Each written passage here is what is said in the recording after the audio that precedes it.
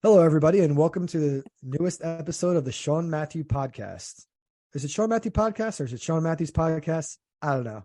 We're just flowing. We're just doing it on the fly. And this is the podcast. And I'm glad you're here for episode. We're going to call this episode 3, technically, but I'm not sure about the first episode. I didn't have my guy Joe as the co host, and it didn't go as smoothly as I wanted, and I could be kind of a perfectionist at times. Not too happy with that first episode. Might delete it. Not sure yet. So this is technically episode. We'll call it episode 2.5, I guess, for now. But we have Joe Thurman here again, the man, the myth, the legend, and today is Veterans Day. It's 11/11.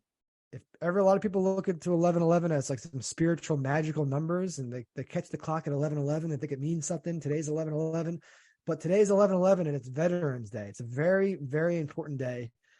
We honor all our Veterans Day. It's a federal holiday in the United States, basically honoring military veterans who served in the United States Armed Forces. I believe the history of it, according to Wikipedia, is World War I. The major hostilities were ended on the 11th hour of the 11th day of the 11th month of 1918, when the armistice with Germany went into effect.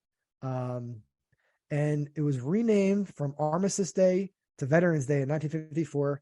I'm not going to, this whole episode is not about Veterans Day. I just want to make it clear that we honor our veterans. They're very important to us. It's why we exist today. They fought for our country. They continue to fight for our country. And Joe Thurman certainly knows a lot about veterans. Joe, welcome back. And, what do you think about Veterans Day? Well, thank you for the introduction. It's good to be here. Other than what you just cited, I know a lot of times people will say, well, Veterans Day and Memorial Day, what's the day, and I always would just tell them that the difference is just that Memorial Day is specifically to remember those who have fallen, those who have given their lives in battle. Okay. And Veterans Day is more inclusive. It's everybody, everyone and anyone who participated in battle for our country, whether they're deceased, whether they're still alive, whether they came back wounded, whether they came back without wounds or whatever. And we have a lot of folks, who come back and appear to be fine, but have, PTSD and so forth. But just everybody, it's an all-inclusive thing. And I think it's a good thing. I don't think you can ever thank your veterans too much. So, but that's just the basic difference there. But thank you to all of you who are listening who served our country. I thank you very much, and we thank you as well. I'm sure that most people have at least one family member or friend or acquaintance even that has served in the military or is currently serving. And I can say that my grandfather served in the military. He died younger than he should have, but it wasn't in battle. It was of natural causes, a disease like cancer, basically.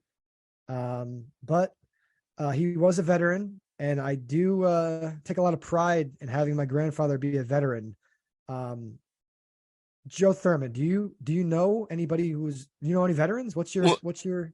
It's funny you mentioned grandfather. My mother's father, my grandfather, who died 4 years before I was born. Never knew him, but I know a lot about him. He served in World War I, boots on the ground. And his son, my mother's brother, was in the Navy, and served in the Navy. I don't think he, was there during any, war or anything like that. But again, this is all inclusive for anyone who served in the, in the military, primarily, veterans of war. But, I have family members. I know quite a few people, some fellas who served in war. Growing up, catty corner to me, the father there, Dave Thompson. I can say he's been deceased for about 20 years now, but he was a Marine, and he was in Korea No major wounds, but I think my man had some PTSD, and he came back, and he's a hell of a nice guy, real good guy, but he was very fond of the bottle, and no one could really blame someone that come, and this is back before they even identified PTSD.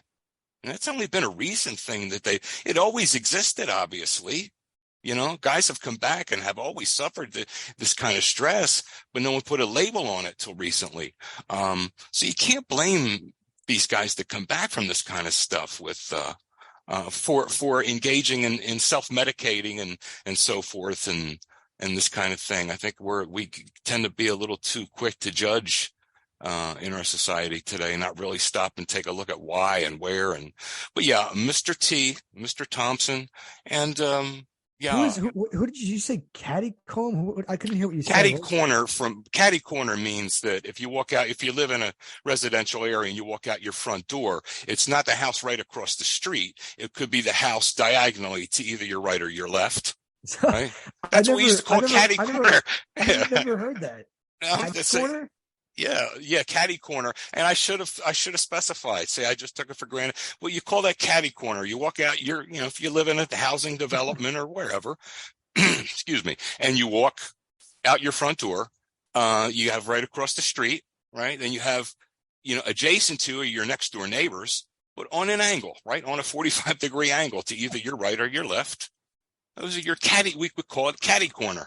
Okay. And thank you for clearing that up, because I just, I was seriously confused when you said that, because you said it so quickly. I'm like, did he mumble something about caddy corner? What? No, I'm glad you stopped me. What? I'm stopping myself from cursing too much, by the way, audience, because the feedback that I've gotten is excessive cursing, and I'm trying to dial it back.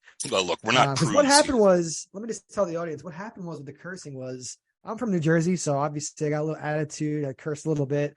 Don't notice all these things because I'm just from New Jersey. So it's like, other people might notice who are from the Midwest. They'd be like, you're from fucking New Jersey, right? But what happened was I started doing these food reviews for fun.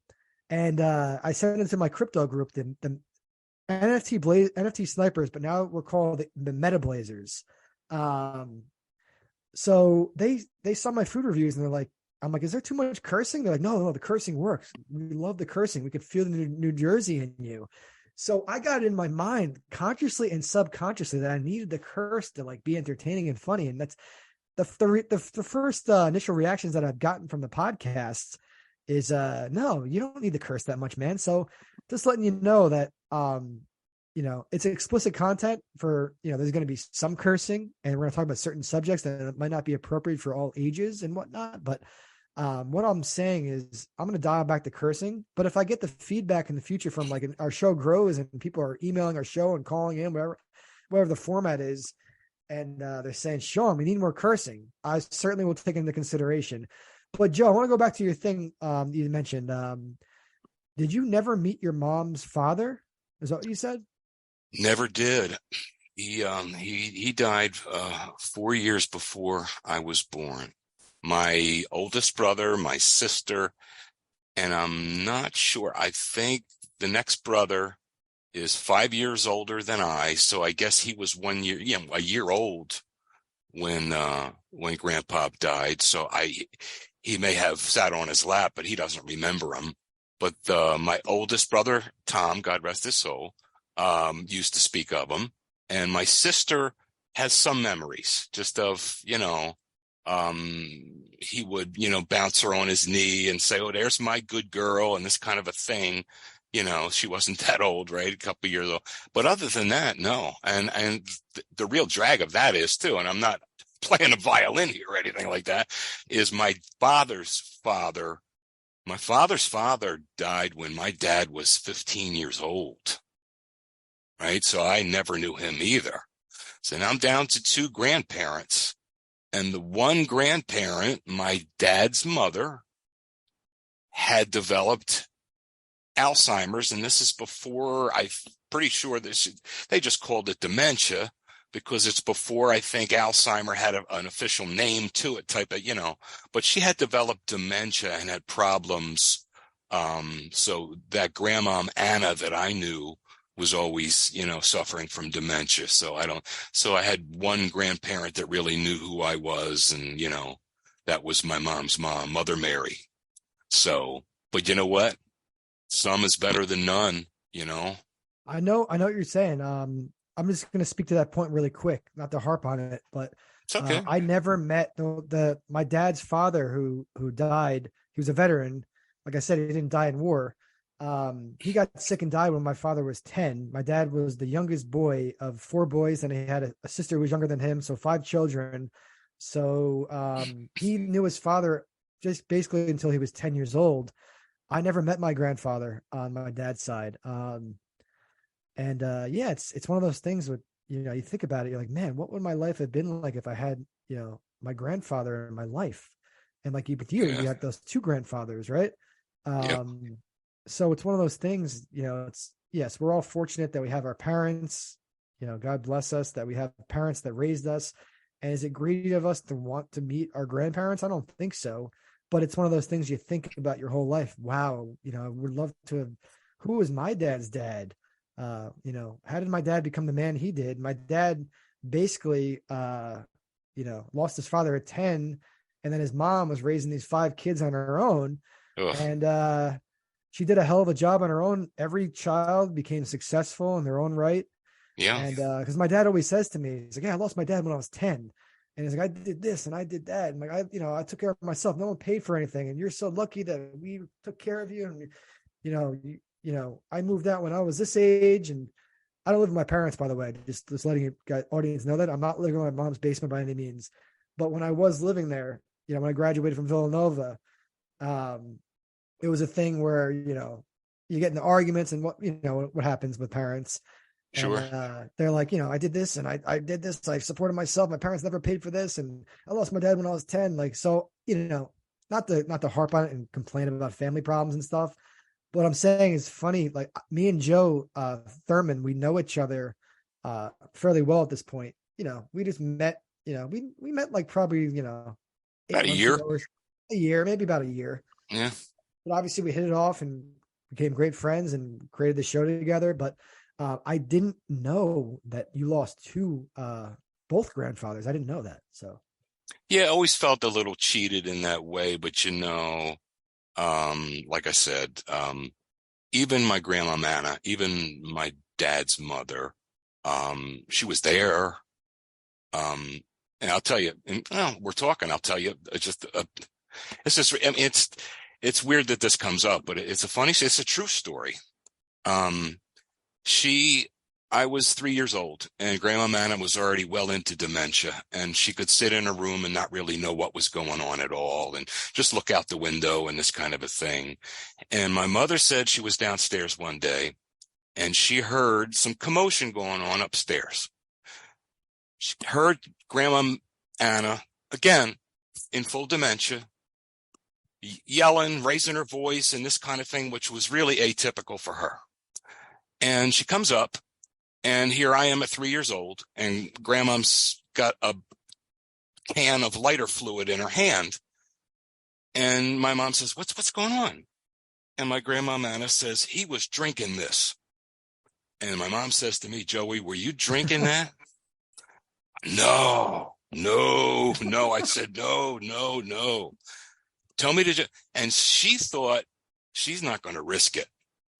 So she took me to the hospital, and sure as hell, I had drank some of the, and anyway, the stomach pumped and this kind of a thing. But to this day,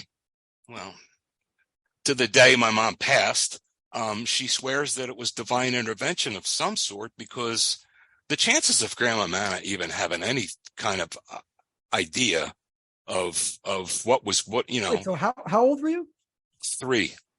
Okay, so And apparently I grabbed, it was a colorful bottle or something. Now it says drinking it, but the doctors and all said, yeah, he had some of that in his system. And if it would have been any longer, things could have gone really, really wrong for little Joey.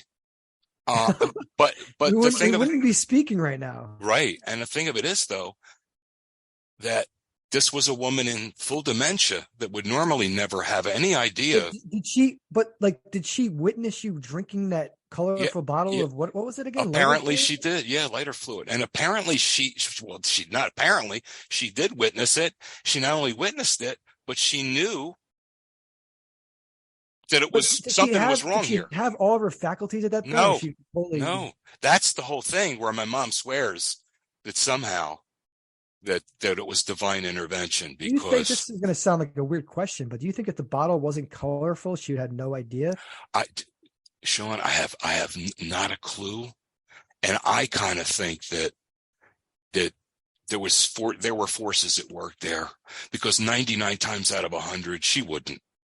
You think about someone in dementia, they don't, So, um, for the rest of all my life, when my mom would tell that story, she would get all, choked up because she really believes that, you know, that It's there were good that you forces at mentioned work this. there. It's good that Yeah, you mentioned this because me and you discuss spirituality quite a bit. Um, sure. so I'll just say this.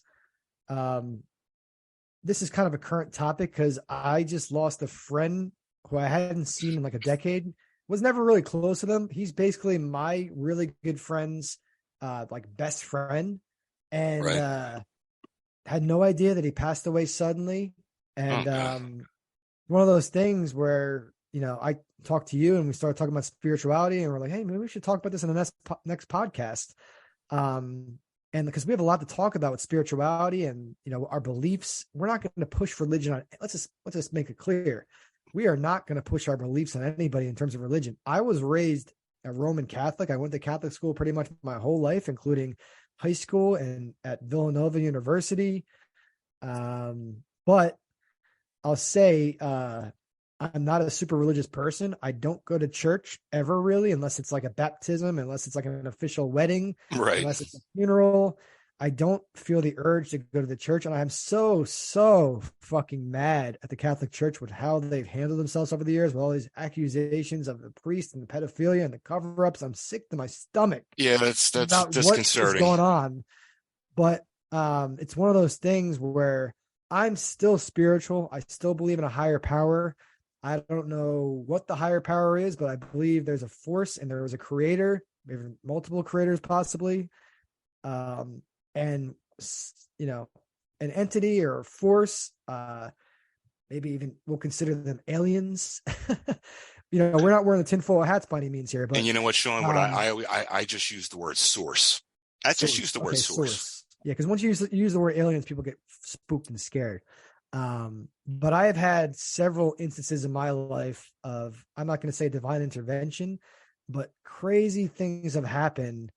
Let's just say there was a car accident when I was a kid, which I viewed as a miracle looking back on it. I'm not going to go into it now, but things that happen that I'm like, wow, someone's looking out for me, or it's just stupid luck, and I'm just a survivor. And there's fate and there's destiny. When I'm meant to die, I'm meant to die. Today wasn't that day. That day wasn't that day.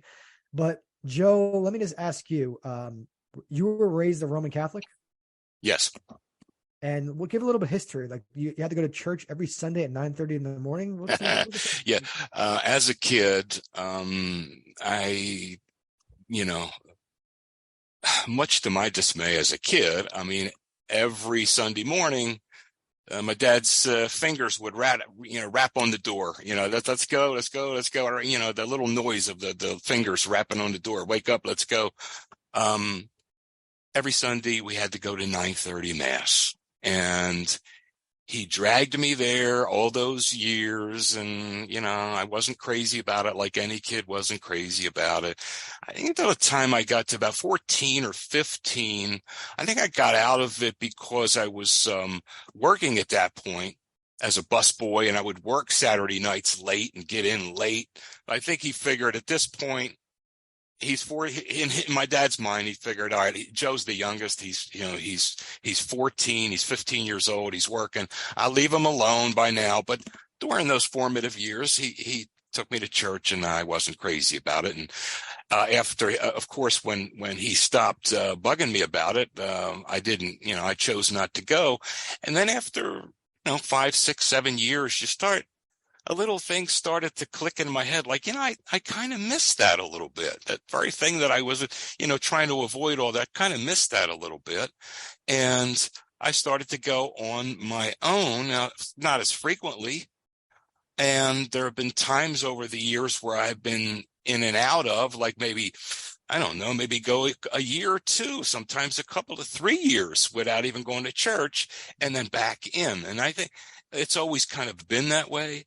And I do identify as a Roman Catholic. I made all my sacraments and did all that kind of stuff. Can I just, I want to add to your point here. Sure. And I want you to continue talking about your history with the church and everything, but you're not one of those, they call it pontificating, right? When people pontificate, they speak like they're better than you and they talk down to you and they preach to you. You're not walking around like some fucking religious lunatic No. preaching. And you certainly don't think that just because you're Roman Catholic, you're going to go to heaven and everyone else is not going to go to heaven and you're special and they're not special. Let's just make that clear. You don't believe Oh, in all, right? no. Because that's where I was kind of go with this, that I identify, if someone says, what's your religion? I say Roman Catholic. But if a real zealous Catholic comes up to me and says, well, when's the last time you did this or that? I'd say, I would tell them, hey, back off a little bit here. I go to church about once a month because I just like to go to, about once a month I go. And it's not even really because I think God is sitting up there with a little pen and pad and taking roll. I go because it makes me kind of feel like I'm hitting the reset button. It makes me feel, and this is kind of may sound corny to some people, but I every once in a while I'm fortunate enough to, and I don't do this as much as I'd like either, but I go get a massage from Hand of Stone or Hand and Stone in this kind of a place. Let's be clear. You're getting a massage, but you're not like Robert Kraft or no. This is an honest to God therapeutic happy endings, right? No, nothing like Hand and Stone, therapeutic, honest to God, physical massage, rub down, because I get back spasms, I got this and that. But my point is, I equate going to mass as like getting a massage for my soul. And it sounds corny, but it really is. And it's not really in the way that most people would think. I go there because it reminds me of being a little kid and having dad sitting next to dad on Sundays. It reminds, sometimes mom was there too. It just reminds me of that time, and it comforts me. And I swear to this day, if I go to mass and I close my eyes, at times I can feel him right next to me or right behind me or right near me. It's just really, really weird. When you say you can feel them, quote unquote, it's not like if someone touches your shoulder, for example, if someone touches your hand, they're touching you. No, right. Not literally feel. What is some things you can't describe in words, right? So I respect that you can't answer this, but when you feel them, what are you feeling? Okay. I'll just give you what I'm feeling. I'll go to mass, and the sights, obviously, the stained glass windows, the crucifixes, the Blessed Mother, the candles glowing, the organ playing, right? And the sights and the smells and everything. If I just close my eyes, I can feel that same feeling, and I can almost feel, not literally feel physically, but emotionally I can feel like he's right by me. He is, mom is, and even my grandma Mary, who often went to church with us. You're not anticipating your father putting his hand on your shoulder and saying, "Son, you're okay." Like, you're not thinking to that level, right? No. Okay. I feel their presence. I feel like it wouldn't be. You feel like almost like there's a relief that comes over your whole body, and it's very a blissful type peace thing. Yeah. So I do it for that reason, Sean. And also, I love history. You know me. I like Gettysburg. I like this and that. I just love history. And there's one thing about the Catholic Church, the Catholic faith. It's 2,000 years old, right? And there's a lot of history, and I feel like it's a really neat thing. Like, just for example, when the priest gets up there and he breaks the bread and he quotes Christ, I think about all the priests through all the centuries that did it the exact same way, right? And I look at the statues and the artwork and I look at the ritual, and it's historic because that's been there all the time and pretty much done the same way. So I get a little kick out of that history wise. I really do. So it's someone who likes history, that looks at it from a history. It's someone who's looking at it from a personal, emotional connection to the past with my parents. And then the tertiary reason is honestly the reason why most people probably go is just, the actual, Catholicism of it.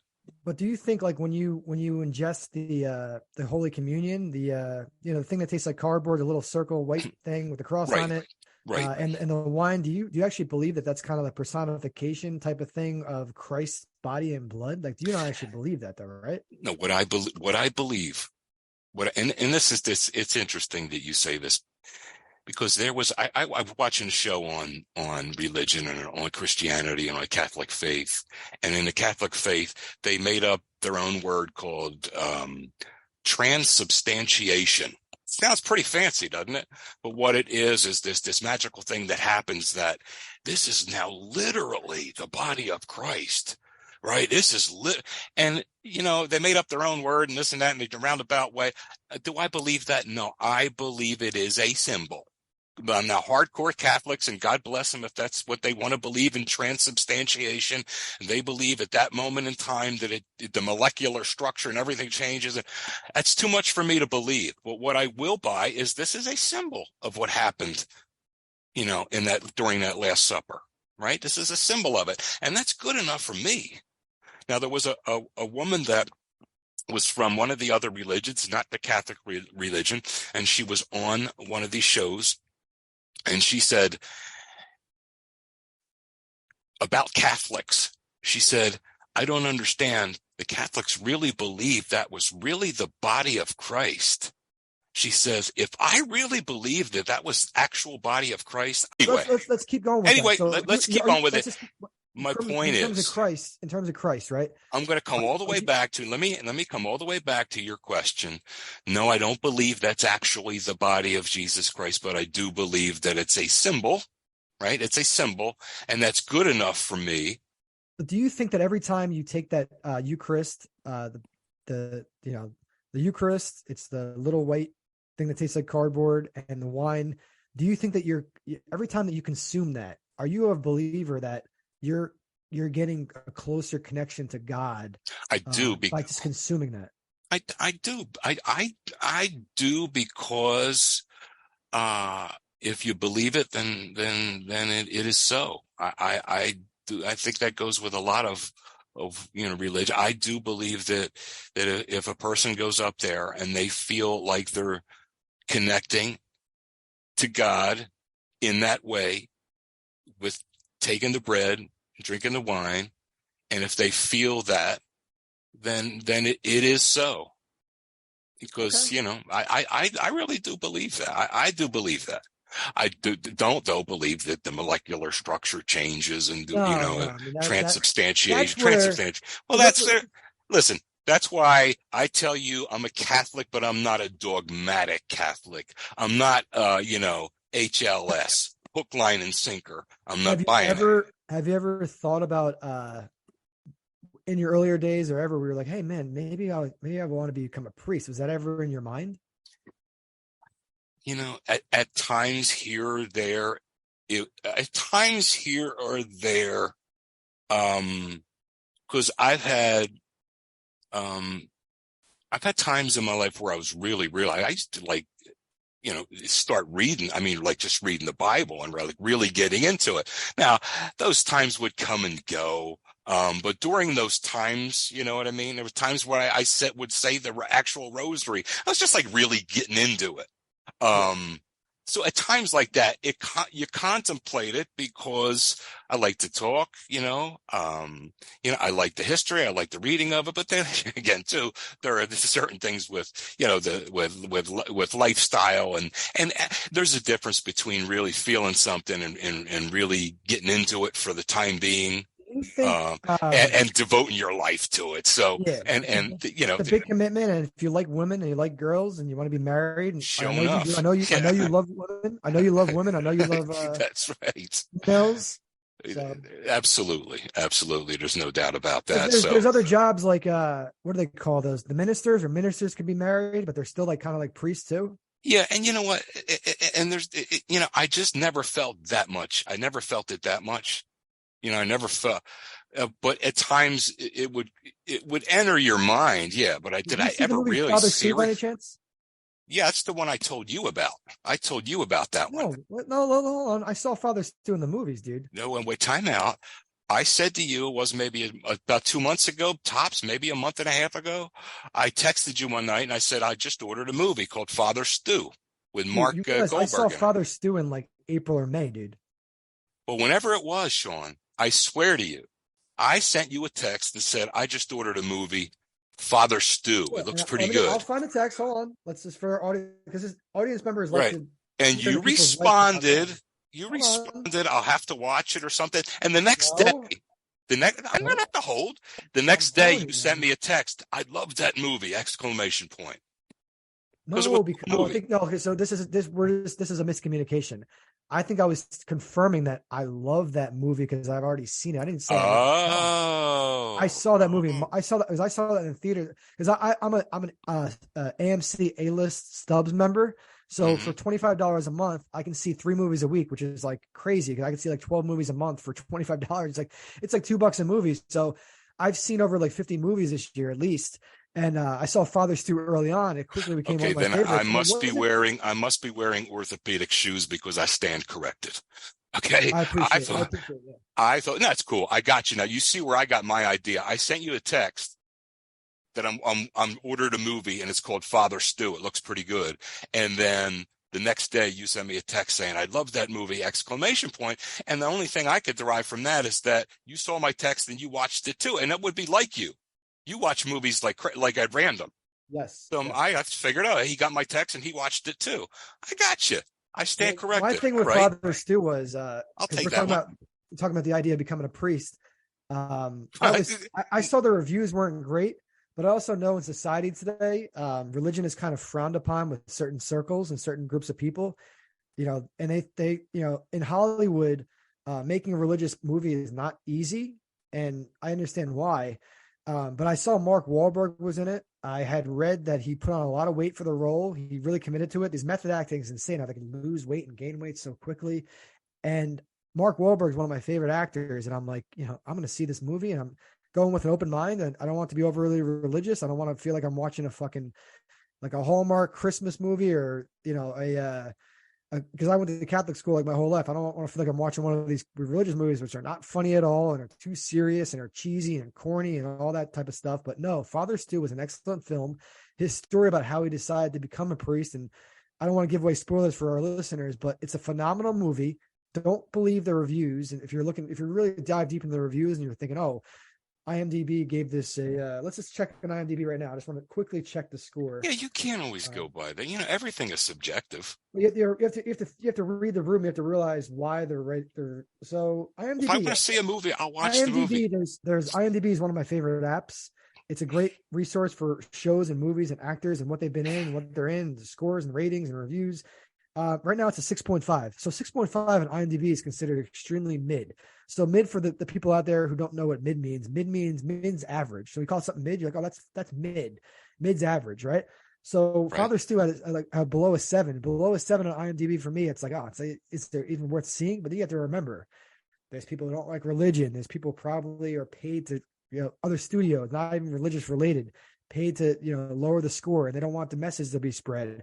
And they might be thinking, oh, other people might be inspired to become like a Catholic priest and all that type of stuff. So there's other reasons why it might be rated lower. I thought, because I consider myself a movie connoisseur.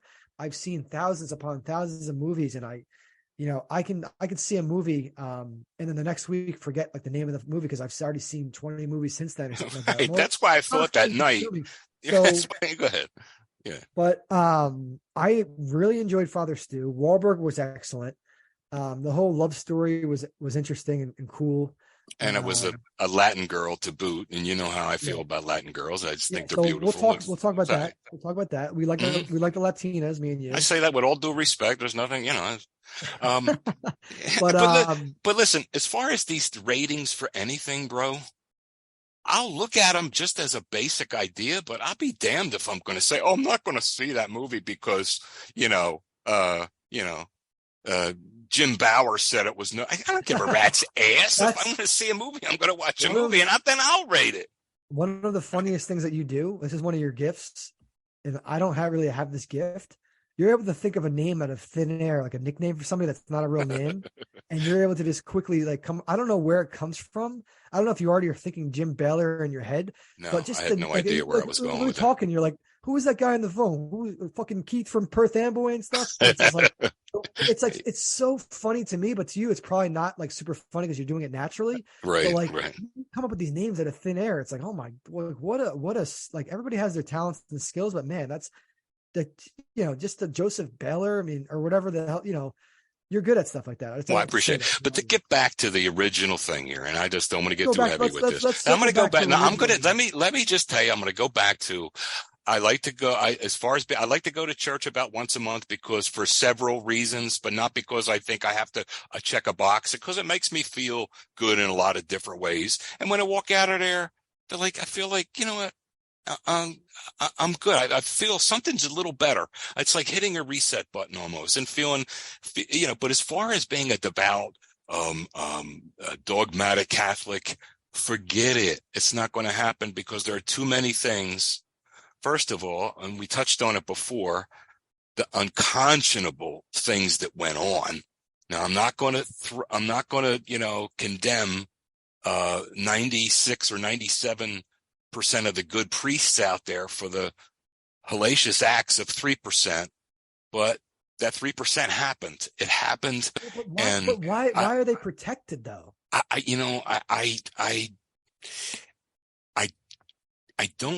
think when the people in the church who are responsible for that, when you get something like that dumped on your lap, what do you do? The first thing is, you just go right to the authorities. But sometimes I guess it's just deeper than that. I don't know. Well, what about the victims though? Don't they deserve justice? Yeah, Sean, I'm not trying to give anybody excuses. I'm trying to figure out logically how this could happen and how. Here's another thought that crosses my mind. Do you think they're thinking there could be a mass exodus to another religion? Like everyone will want to convert to another religion because they find out that the Catholic Church is covering up these atrocities, and they're thinking politically, they're thinking strategy. They're thinking, wow, we can't have everybody leave our religion. We have to cover this up. Or what exactly is their main reason for the cover up? Some of it is just absolute total humiliation, embarrassment, and so forth and so on. Some of it may be not knowing what to do with these jokers. And, Father Mackenzie may have known Father Leroy for 45 years. And because Father Leroy was caught sinning, what do I do with him? I don't know what to do. And maybe he prays over it. Maybe feels the best thing to do is send him to Albuquerque and pretend like it never happened. I don't know. I just don't know these things. But like I said, I'm not going to, let me just say, I'm not going to condemn 97, 98% of the good priests for the hellacious acts of the 2%. But you know what, Sean? Let's get real here too. It's not just the Catholic Church where this kind of shit has taken place. It's taken place in a lot of different. You don't think there are any Baptist ministers they're real. It's sexier for the media when it's the Catholic Church, but this kind of stuff happens all up and down with clergy, with bad clergy. Just like there's, Christianity is it's the biggest religion. Any religion, it's all the. You don't think it happens? It happens. There's 2.38 billion followers. 1/3 of the global population represent Christianity, right? They have so much power and money and influence. But you said all religions, right? So do you ever hear about like Jewish rabbis doing this stuff? Well, you don't see it. Do you hear about it? You don't think it exists? You don't hear about it because it's not as sexy for the media. Okay. But yeah, I don't know. And you know what here, Sean? You know what else is going on here too? Rabbis are allowed to marry, are they not? Right? I think they are. Yeah. Well, priests aren't, and I think therein lies the rub. This is another reason why I don't fall in line. I'm not going to fall in line with every little piece of dogma in the Catholic Church. That is one flaw that I see right, a major flaw that I see right there, that these cats couldn't get married and have a normal physical life with a wife. And I think that would have precluded a lot of the stuff. They're asking these cats to come in here and abstain. And I just think that it's like, asking for trouble. But think about it like this, though. They're abstaining, right? Like they don't have a woman, but like, even I'll just give an example. I saw something in the news that the Pope said that like a lot of the popes and priests in the Catholic Church, like they watch porn, right? So he admitted that. So if they have these avenues of like porn and like doing things themselves and fantasizing about women, what in their mind, because they say this about a lot of pedophiles, it's like they're born like that to abuse, like they're attracted to kids. Do you think their mind's getting, and these guys are like so devoted to religion to know how like sacred it is, and they're breaking the most sacred of laws and they're violating the most sacred of that's what really kills fragile me, minds and kids. But what, like, say they were married, right? The guy, say the ones who molest the kids, say they were married, but you're saying if they're married to a woman, they wouldn't want to touch the kids anymore. Like, what exactly happens in their mind? Because that's the way I. But here's another thing. Hold on, let me say this. Do you think that they're a lot of these guys know that they're pedophiles before they join the church to prey on kids because it's easy, low hanging fruit. They're easy targets. And they have this holy power, and the kids have to listen to what they say. Do you think they're predators, like they're wolves in sheep's clothing, and then they're living in the sheep's clothing, which is their priest garments? And are they like this before they join, or does it happen to them? I know where you're going with this. Let me answer your question. I think what happens, I don't know. I think what happens with these guys is you're gonna get some of these guys who are, like you just said, they are attracted to, I guess they're attracted to kids, and they know it, and they get into this for that reason. But I think you're also talking about guys who would normally be normally hetero, normal, but as an alternative, because they can't, as an alternative, they turn that way. So they don't go into a preconceived appetite for, they use it as in their minds an alternative. I don't know, Sean. And here's the thing. I'm not bashing the Catholic. I'm just saying, 97, 98%, you can't, okay. But I think in its construct, the Catholic Church went wrong centuries ago by making that a mandate. And I think if they didn't, they would have a lot of less problems in that area. But let's push that aside. It's a big thing to push out, but let's push that aside. Yeah, the rest of the dogma, the rest of the dogma too. The rest of the, I had an aunt at my father's memorial service, right? His sister, my aunt, she didn't go up and receive the Holy Eucharist because we had Eucharist. It was a little mass, right? And I didn't understand. And I asked my sister, I said, "Hey, Lee, why did Aunt Marie not go up and get communion? I don't understand. What was the big deal?" And she goes, "Oh, because she's divorced." I said, "Yes, so?" And here I did not even know. This is how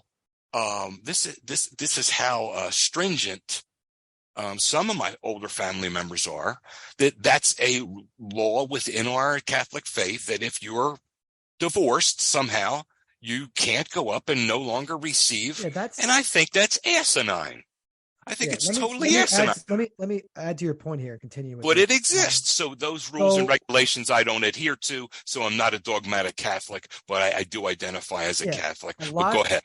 I appreciate you sharing that with the audience because it's not easy to talk about your faith and your religion with people. It's a personal thing that you have, your faith, your spirituality and things like that. So I commend you for that, for being so open. No problem. But don't you think a lot of the Catholic and a lot of these religions, they're so archaic, and like there's people out there, like there's some crazy people out there who think everything in the Bible is literal. They think it's like, oh, the world was created in 7 days and this, and they Adam and Eve, they ate the apple. And like they think that this stuff actually happened. Oh, and you're going to find that, and I'm going to step outside of Catholicism because where you're really going to find that is in Christianity, but in some of the other denominations that are not Catholic, that really they adhere to this. They call it solus scriptura, only scripture, this kind of a thing. And then when you talk about the Bible, you talk about scripture, you could take most verses you could take and you can interpret any way you want it almost. So you could go out and find, you could go find a Bible verse to support any argument you want to make because you could twist it just about any which way. I just think that, yes, there are people that are really, I think a lot of it is archaic. Okay. And I think to go in if your approach is you're going to adhere to these writings, and not only to the writings, but somebody's interpretation of them, Pastor Steve or Pastor Ken or whoever it is. I mean, their interpretation of it. And this, I think it's just a bad way to go. I firmly believe that in some basic generalities, bro. And I think everyone should incorporate this. The thing that really turns some me basic off about, generalities that between me and Jesus Christ. yeah, but just between me and Jesus Christ, and we'll everybody about, in between can get out of the way. Yeah. And that's kind of where I am with it. Yeah, the thing that turns me off, another thing about the Catholic Church and Christianity, because I've spoken to Christians and I went to school, Catholic school, and I've spoken to people, since then at work and whatnot. And some of these people have views that they think they put being gay in the same category as being a murderer and a pedophile. And I'm just like, whoa. Right. Gay people are not in that category. They are born that way. Let them be happy. Let them live their life. But they condemn them and they're so against it. And we're living in a generation where we're evolving. Everyone has an open mind about things, and they see people for the love and what they really, who cares what they do behind closed doors, consenting adults and things like that. Right. So it doesn't make sense, does it? Why condemn a whole group of people and right. say it's a sin? And then they send them to camps and get them to they pray away the gay and stuff. Like, what about that? Well, and here's the thing. And right. Let me ask you a question. This is a rhetorical question. It doesn't make a whole lot of sense, does it? No, it doesn't. And if it doesn't make a lot of sense, I'm not going to buy it. So, and here's the thing. I do understand as a guy, as a dude, as you're a dude, you look at if I look at Katy Perry, right? There's certain things that happen. My eyes see certain things. My brain chemicals do a certain thing. And there's certain things that happen. It's like, wow. And then your heart skips a beat. That little thing, I don't program that in. That's just something that happens, right? Now you're talking about a group of people, gay people, right? That happens. But unfortunately for them, it happens when they're looking at a member. But why is that unfortunate, though? Why is it unfortunate? It's unfortunate for them because of all they have to put up with. That's all I mean by that. I want to clarify that because that's all I mean by that. I have people who I know who, they're gay, including a family member, and I love them and they're great people. And that's all that matters, bro. But it took some of these people years to come out of the closet. And they were literally scared of what they're still, but then you have a whole religion full of like 2.5 billion people, wherever the number is, condemning them. And it's like, whoa, they must, and then they put thoughts in their mind that like, oh, we could pray it away. But also like, if you're gay, you're not going to go to heaven. Like they scare people with their commandments. They scare people with their doctrines. Exactly. And this is all the kind of bullshit that I don't like. I don't go for. And I don't think the Jesus Christ that I know, okay, because no one really knows. You have a concept of who he was. We can get an idea of who he was. And the Jesus Christ that I know is a forgiving, understanding. He's a loving, he's a compassionate dude. He's not a pushover, but he's the kind of guy that would nurture someone like that and really evaluate them based on, okay, so, geez, you like to do this with a member of your own. Okay, you like to do that behind closed doors. Okay, that's fine. Do you give to charity? Do you help people? Are you a good person? Are you, this kind of that's I think the priorities for Christ are bigger than something like that. And I think he's a forgiving type dude. And the Christ I know wouldn't send them to hell for something like that. And really, like I said, these people are born. Do you think they would choose to be like that? I mean, they are born that way. Their brains are wired a certain way, you know? Their brains are Yeah. wired a certain way. When you see a hot chick walking down the beach in a bikini, you're looking, and there's certain things that fire off certain brain chemicals. And I don't want to repeat myself, but it's automatic. Well, for these folks, it's automatic, but for them, unfortunately for them, because of what they have to put up with, the signals are crossed. But if that's their deal, But like I said, unfortunately for them. Now, listen, if that's their deal and they go about it the right way, they don't hurt anybody. They don't mess around with kids. They sleep with or love somebody that's an adult and that's willing and feels the same way about them than they do. Right. It's a reciprocal type of thing, and everything is cool. So let them do what they're doing, man, because there's more important things to do. But to exactly. equate, It's a waste of time it's and energy. ridiculous. Right. And just because someone saw that written down in some book that's basically a collection of writings from these people who were desert dwellers and philosophers and just put this stuff together, there are more books of the Bible that were discarded. They were discarded. You only see the books of the Bible presented to you, the books of the Bible that were selected. They were handpicked by priests, by clergymen who developed them and said, these are the ones we want to push to the public. But what about the 75% of all these writings over here? We can push them aside. They don't really match what we're trying to sell the public here. Okay. I'm sure you're aware of that too. There were a lot of writings that were pushed aside because they didn't jive with the story that these clergymen were trying to sell to the public. And so we're reading a select group of writings that were congruent with their objectives at the time, and their objective was to control the masses and to indoctrinate. Let me just ask you this: can I bring this up? Your father suffered from an illness toward the end of his life. What and you took care of him, right? So what was can you give some details about it? Yeah, he slowly, and was really weird. He slowly started to forget things, and you just write it off as, well, it's just getting older. And it just got a little bit progressively worse and worse. And as it turns out, it really turned into he developed Alzheimer's disease. And I didn't want to put him into a place if I didn't have to. And the job where I was working a certain job at the time, and it was just a really strange turn of events that I was there for 3.5 years. And because of some goings on, not in my department, but one of the other departments, the company lost their contract, and the contract wasn't going to be renewed, i.e. I wasn't going to be out of a job. So I was at a point in my life where, okay, do I go out and find a new job now, or I got dad over here? What should I do? So I talked to my siblings. We had a family conversation, and I was able to structure everything so that I could, instead of going out working and then paying someone stranger to come in and take care of them, I said, you know what? I'm only going to do this once. You only live once. So I rolled up my sleeves and said, I'm not going to look for a job right now. Taking care of him around the clock is going to be my job.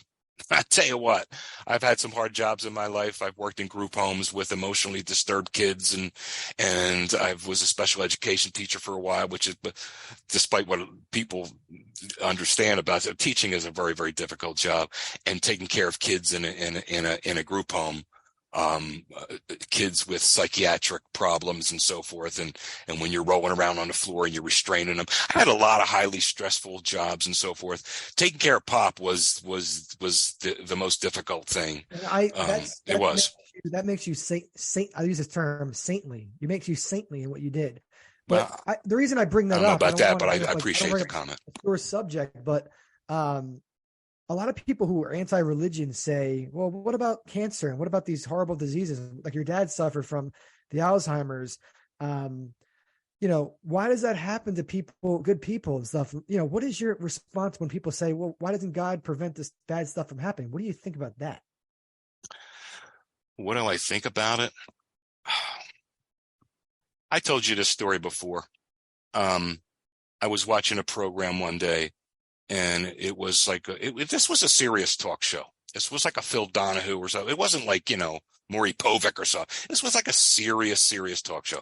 And on the guests of the show, he had 2 or 3 guests, and each of those guests shared something in common. Each of those guests were people who had tried suicide and were unsuccessful, thankfully.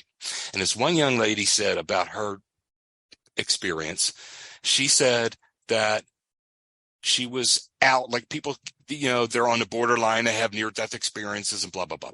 She said she had this experience where when she did this, where she was going like a tunnelway type thing, and it was getting murkier and murkier, and she could see in her peripheral vision, she could see people's faces, and she could see the people's faces that they didn't look really all that happy. She could tell, she could just sense that these were people who had committed suicide. And I swear to you, this is true. This But that story. could have been Now, her let me finish. subconscious. Let me finish. Okay. So she gets to this point where there's some light, and there's a being there at the end of this, and she couldn't discern who it was, but she knew there was someone there. And the being said to her, "Is this not your time? You really shouldn't be here." And she said, "But my life is so hard." And the being said, "It's because it's supposed to be." And she went back, right? And she woke up and came back and all this kind of stuff. That's good enough for me in and of itself. But if you just, even Christ said, "Pick up your cross and follow me," right? I can't give you all the answers to the universe. I don't know why we get cancer and die. I don't know why people get Alzheimer's. I don't know why your friend had a brain blood clot. I don't know all these things, but nor do anyone else. It's the search for answers that's the catalyst for our religion, right? That's the whole thing. Yeah. So do you the search for answers. Also, have you ever heard the quote, like, you wouldn't know what lightness was unless there was darkness? There's a good point too. That it's, rainy days are really bad, but those sunny days are really more beautiful because we contrast them to that. And, we don't. It makes people feel blessed. Like it sounds, if something bad happens to someone else, you're not happy. You're like, oh, I'm lucky that didn't happen to me.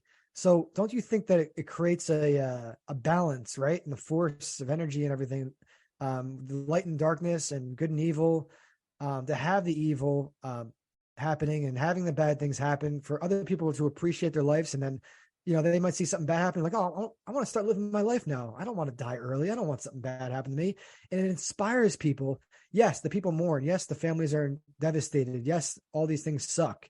But it also creates a tougher, because we're talking about evolution and things like that. We can touch on this in the first, next coming episodes and things like that. But Right.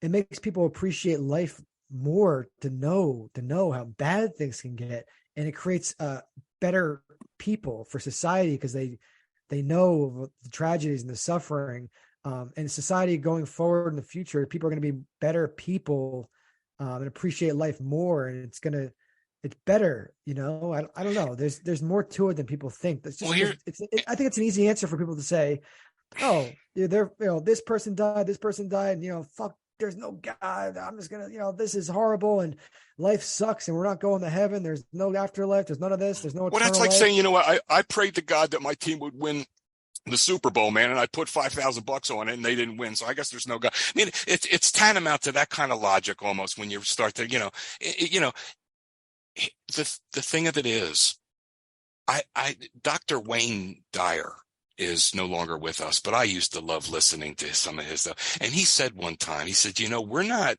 you hear about people saying, they went through a spiritual experience. So in other words, we're humans going through a spiritual experience. And he says, you know what? He said it's the inverse. We are spiritual beings. But for the moment, for these X amount of years that we're here, some of us 80, some of us 40, but we are spiritual beings who are currently going through a human experience. And part of the human experience, part of the deal is suffering. Different forms, different magnitudes, different whatever. But part of that, it's just part of the deal. And that's what it is. And there's no getting around it. Do you think there's there's a currency for suffering? Like, say there is an afterlife, right? Say, like, there's all these different theories, right? Like, when we die, do we automatically respawn right away? Do we know that we just died? You know what I'm saying? Like, your life continues in another, like, dimension. Sure. And, like, that the other dimension, you're dead. Everyone thinks you're dead. And everyone, that dimension, but you're alive, and you don't know. There's still the same people exist, but they're slightly different because it's an alternative multiverse type of thing. This is me expanding. But do you think that we're building a currency for the next life? Like, oh, he suffered this much, therefore in the next life he's going to be rewarded that much more because he suffered that much. Do you believe in that? Hey, sometimes that, the Buddhists believe in that karma thing, and that certain things that you do in one lifetime, because they believe in the reincarnation, all right, and certain things that you do, good or bad, in one lifetime can carry over into another. So who are we to dismiss that? Until you have some factual evidence, you can't. That's the whole thing here. You can't dismiss anything. Some people can listen to what you just said and roll their eyes and say, "What's this guy talking about?" Exactly. Who the hell are they? Why? How can you dismiss it? You can't dismiss it. So if you can't dismiss it, it's on the table. And like I said to you one time, I said, we worry about dying and death and everything else. That death seems to be more of a drag and more of an inconvenience and more of a horrific thing for the people who are still there living. The person that died, they may feel so much relief. They may cross over, and while we're standing there, we're falling all over the place. Oh my God! And that soul may be like rejoicing, like, oh my goodness, this is fantastic. That last thing was so hard. This is fantastic. What about the theory of ghosts? Like, there's tons of movies documenting stuff like this. Like there's a famous movie called Ghost with Demi Moore, right? Yeah. Patrick Swayze. Yeah. What do you think about that theory where, like, you die and then there's literally a ghost all around us? We can't see them. They're like watching everything we do. Like, are they having fun just observing us? Do they get bored? Do they eat? Do you think that stuff is possible too? How can it not be possible? I mean, to say something's not possible means you've got some answers, and I don't have answers for you. So if I don't have answers for you, right, it's on the table. It's possible. I mean, they asked Eleanor Roosevelt one time about, reincarnation and different lifetime. And they asked Eleanor Roosevelt, pretty astute woman. Someone said to her, do you think the idea of you showing up in a different lifetime is crazy? And she says, not any crazier than the idea of me showing up in this one. Right? So when you really think about it, what are the chances? Let's just circle back really quick, because we're gonna wrap this up. I love our discussion. We're gonna do future podcasts with spirituality and different folks. We'll have to touch on this again, because we could go. We're literally showing we could do 10 hours on this kind of. We could have an anthology of this stuff, but right. It's so interesting. But like, let's talk about Jesus real quick, right? So I believe the reason that Judaism rejects Jesus is because they believe it's idolatry to believe in a human being of being a godlike. Why is he a human being? And they think he never accomplished their goals and Judaism's goals, right? To rebuild the temple and do all these different things. And he died, right? So Jesus, if he's really the Son of God, if he's so divine, if he's so blessed, why couldn't he survive? Why couldn't he be like Superman? Why isn't he bulletproof? Why isn't he superhuman? Why was he just easily killed? Why they just got, all they had to do was physically hurt him and kill him. But then obviously became a martyr. But well, you say they reject. I don't know if they reject him. I mean, Well, the man there's was. Jewish people for Let's get Jesus something too. clear, and let's refresh here for a second. For a lot of folks, Okay. lose this too. That Jesus Christ, Jesus of Nazareth, was a Jewish man. He was a rabbi.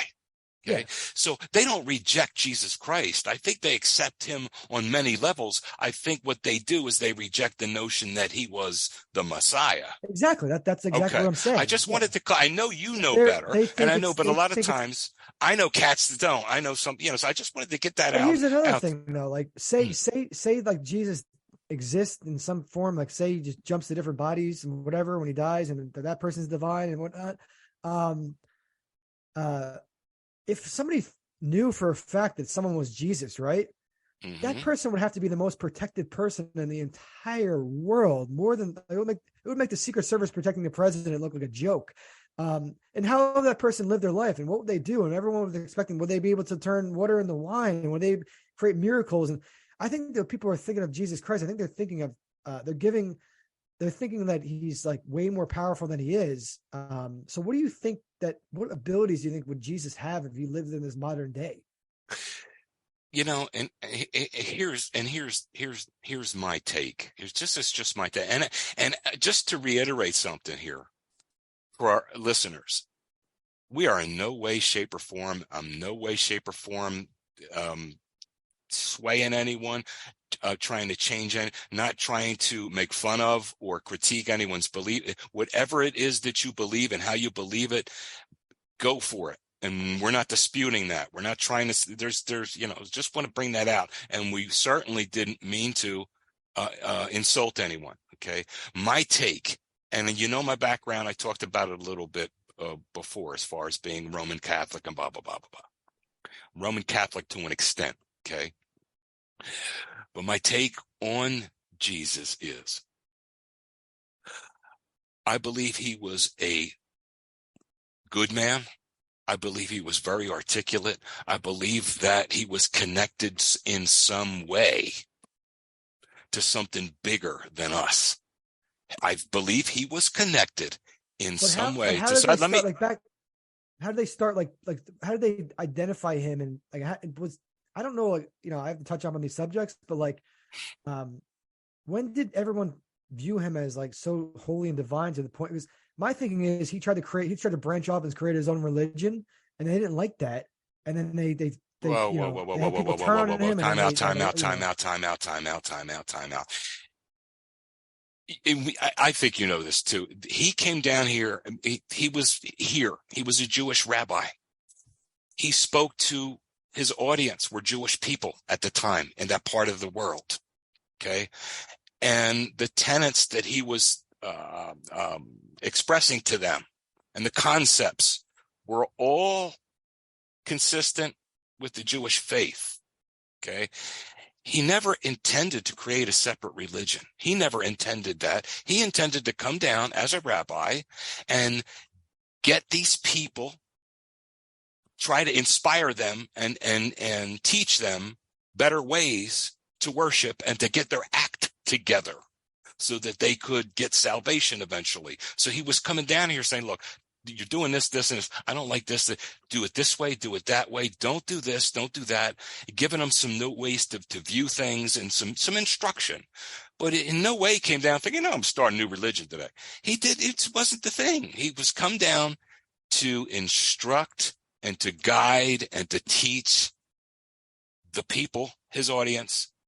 Again, a rabbi teaching his Jewish audience, his people, to do things better than they were. Okay.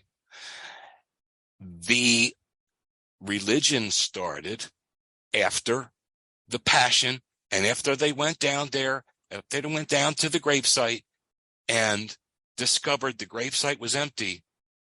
And then it begun, right?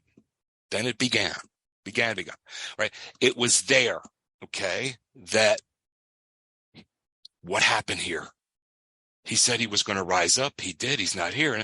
Okay, that's when it happened. But it was created by men like us afterward, the people who believed Christ, he was, he rose up, and even some of his apostles, he showed himself a couple of days after he showed himself, and Thomas had to see that the marks in the wrist bone, right? That we say the hands, I but just want they to. did. I But don't want to stop you, my but point is, I want to he touch didn't on your come point down here. here with the intent of starting a new religion. Let me Let's get that straight. let me just clarify some points here. So do you think if he never became a martyr, if he was never crucified, Christianity and everything would exist today like the way it does, and he'd be worshipped like the cross and the standard cross and him on the cross? Like, say he just lived a full life, was him dying necessary to create that whole movement? See, and it's a good question, Sean. And my answer, I can't possibly answer that question, what it would have been. I think he did enough before the passion. He did enough in the way of healing, in the way of raising people from the dead, and do the miracles that he did. And I think let me just finish. Okay. I think he did enough in that regard that yes, it probably still would have been. But when you talk about, was it necessary for him to die? I don't know, because he's supposedly a sacrifice, right? They used to sacrifice, again, way back. It's an ancient religion. They used to just slice open an animal and sacrifice an animal to the gods. Like, God really needs that. But I don't know. But the concept was he was the Lamb of God. He was the Lamb. He was the sacrifice. He was the way men would sacrifice a lamb. He was the Lamb of God that takes away the sins of the world, right? So that's probably why that had to be. But here we're getting involved in a lot of it. I know just what I'm trying to tell you. My synopsis of it is, people said, well, he was the Word that became flesh, and he was Father, Son, and the Holy Ghost. I believe Jesus of Nazareth was someone I would love to sit down and speak with, be in awe of. I think he was, for his time. I mean, he was articulate, smart. He was a good person. He spoke of great things. He was ahead of his time in the concepts that he was trying to convey. So, and I think that he was connected, and I'm almost finished. I know you're dying, you're chomping at the bit to talk, but I think he was connected to the divine in some way, enough for me to say, I'm going to jump on board with him. Okay. And that's it. Now we do have to wrap up here. We're going to wrap up in a couple minutes, but okay. I just clarify that. So you do believe that he was raising people from the dead, though? I believe in that story of Lazarus. Sure. Why not? Why? Something happened there, Sean. There was some things that happened that were really, really, Okay. Well, let me just mention this before we wrap up, because, this has been longer than we thought, but obviously it's been a very great discussion. I'm enjoying it myself. You're a hell of a talker. Well, I thank you. You are too, young fella. But and the thing of it is, it's cool because these are the biggest questions of all. What are we doing here? Why are we here? Where did we come from? Where we go?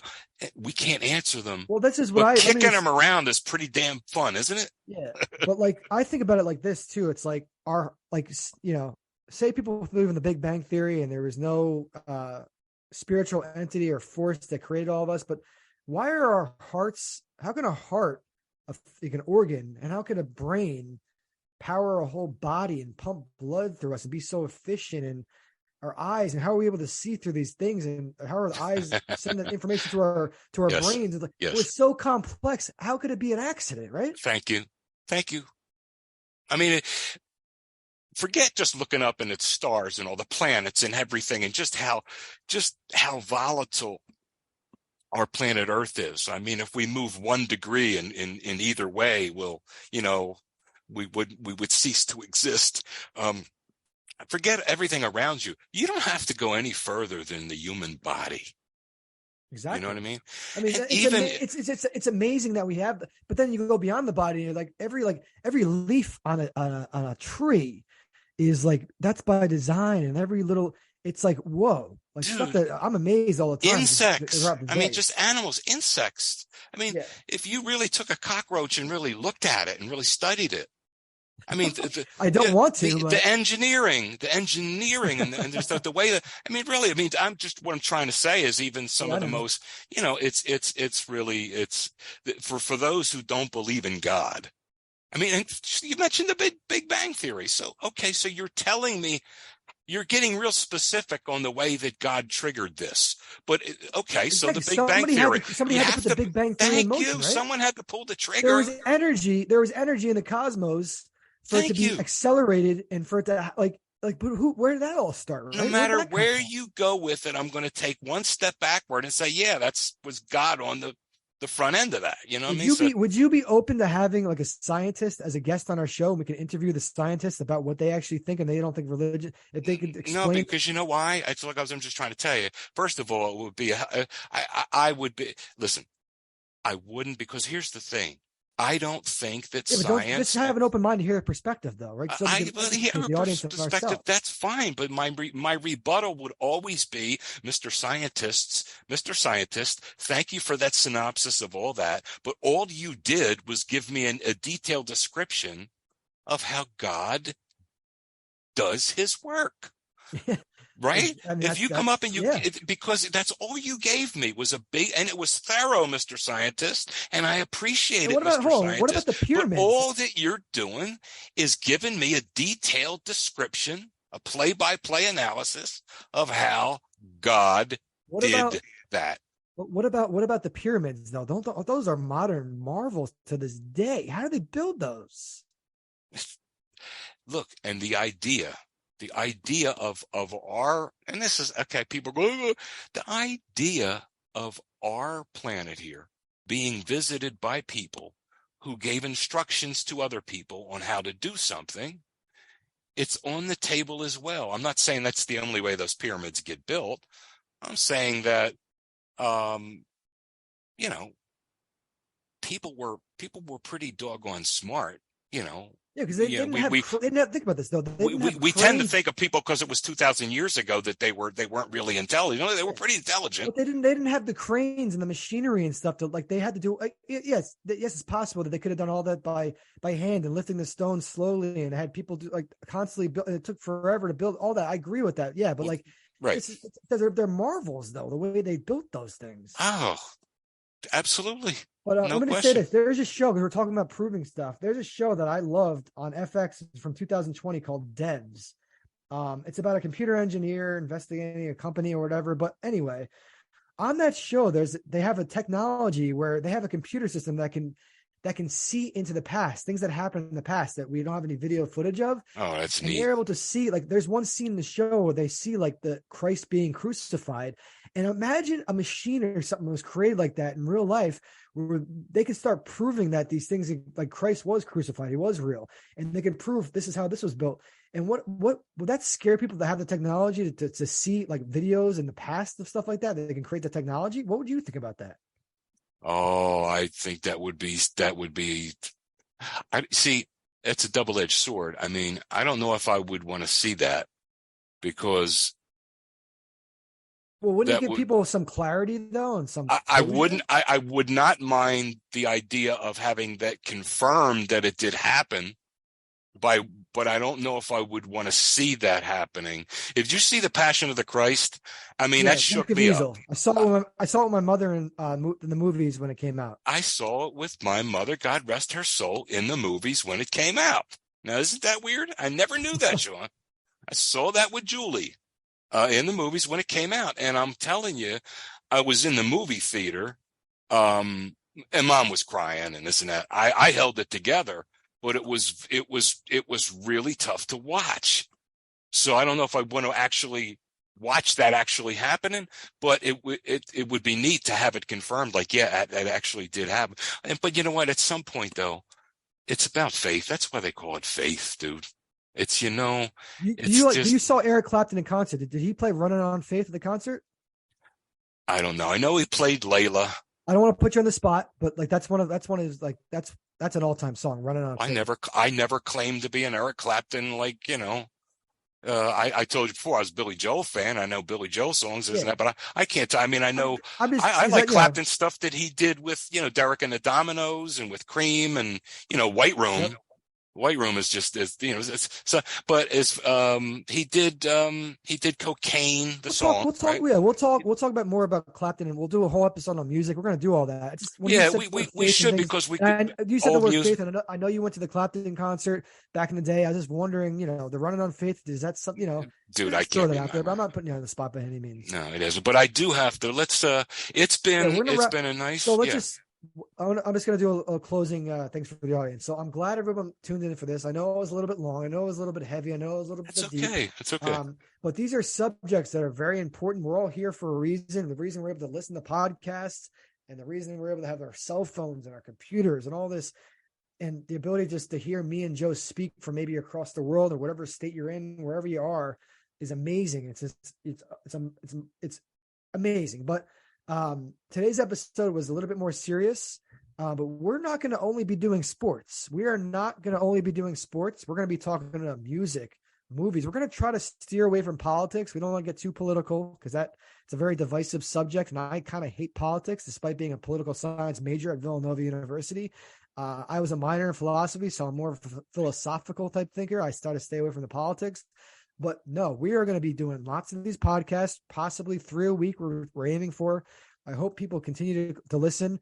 And to start off this night, I was extremely upset because Villanova lost to Temple, another Philadelphia Big Five school, at Temple tonight. They lost. I thought it was by 1 point because I turned it off once they hit the free throw to go up 65-64.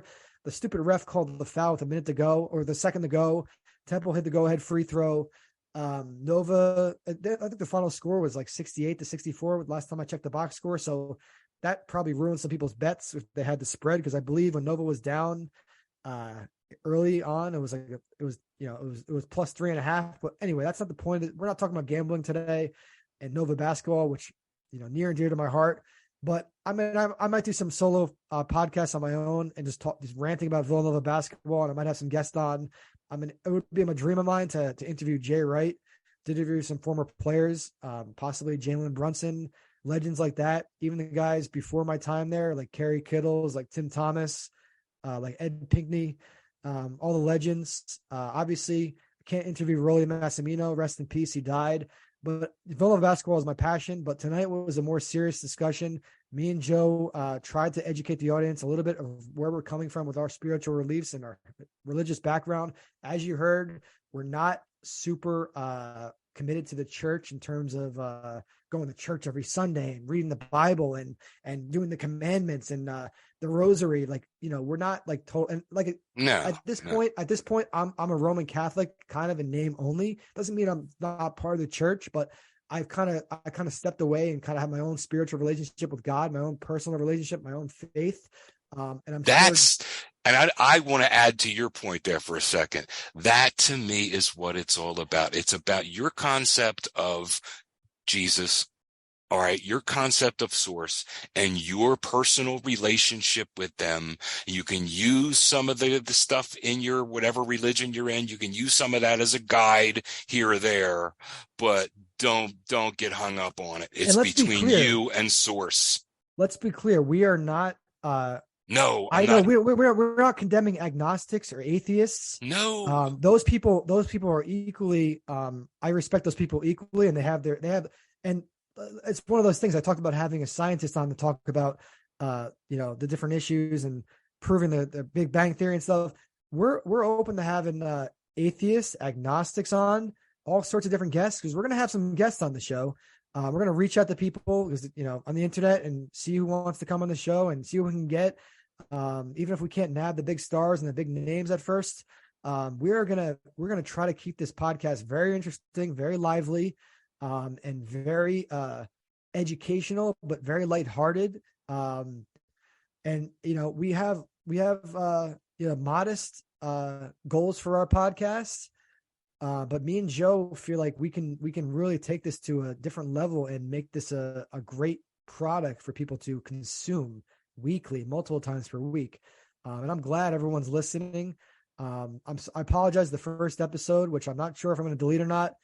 It was tough to hear my co-host. It wasn't the best quality, but the feedback that I got was the second episode with Joe as the co-host was way better.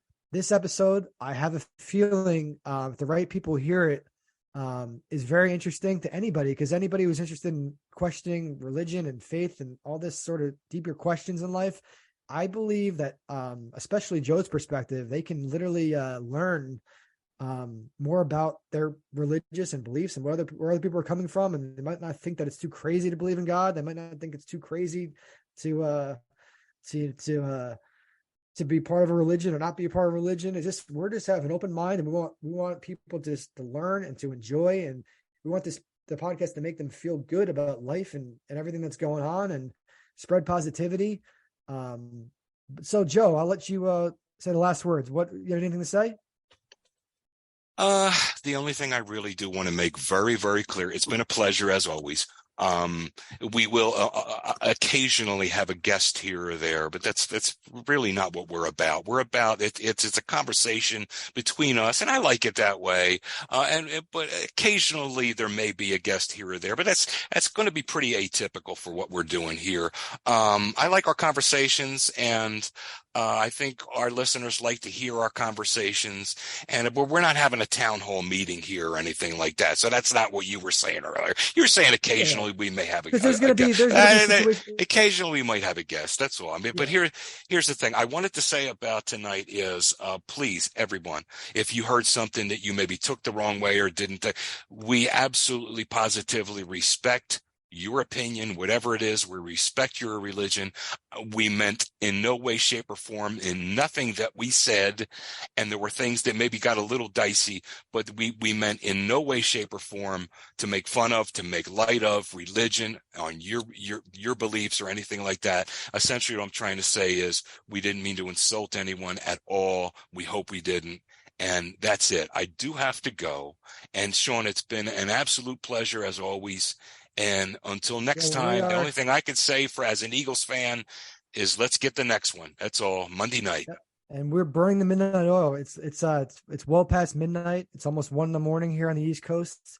This we actually may speak released before Monday night, but we'll see what goes on. This podcast will be released tonight, most likely. And I'm glad everyone listened, and I look forward to talking to Joe on the next podcast, and everyone tuning in. Have a great night. Thank you. Bye-bye.